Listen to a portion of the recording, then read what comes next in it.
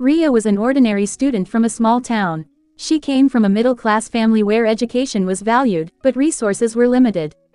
Her school didn't have advanced facilities, and most students didn't dream beyond passing the exams. But Ria had one dream: to become a doctor. From a very young age, she admired doctors who served people selflessly.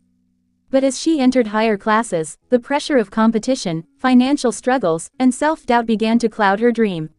Her marks in science began to drop, and her confidence weakened. Her classmates mocked her for aiming too high, and even some teachers said, "Maybe you should set a more realistic goal." For a while, Ria considered giving up. Her parents couldn't afford private coaching, and she lacked the resources others had.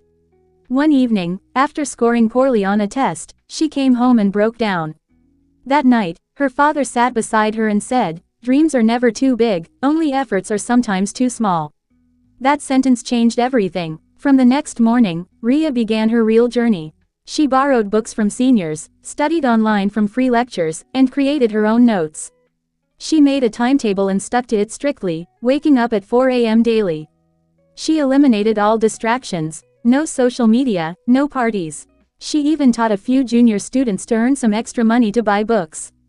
There were days when she felt exhausted, days when she failed mock tests, and nights when anxiety kept her awake. But every time she felt like quitting, she remembered her father's words. 2 years passed. The day of the medical entrance exam came. Ria walked into the exam hall, nervous but prepared. When the results were declared, she couldn't believe her eyes. She had secured a rank high enough to get into a government medical college.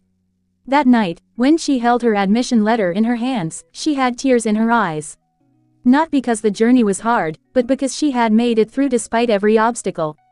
Today, Ria is in her final year of medical school. She returns to her hometown often, not to show off, but to motivate students who are just like she was, full of doubt but with dreams buried inside.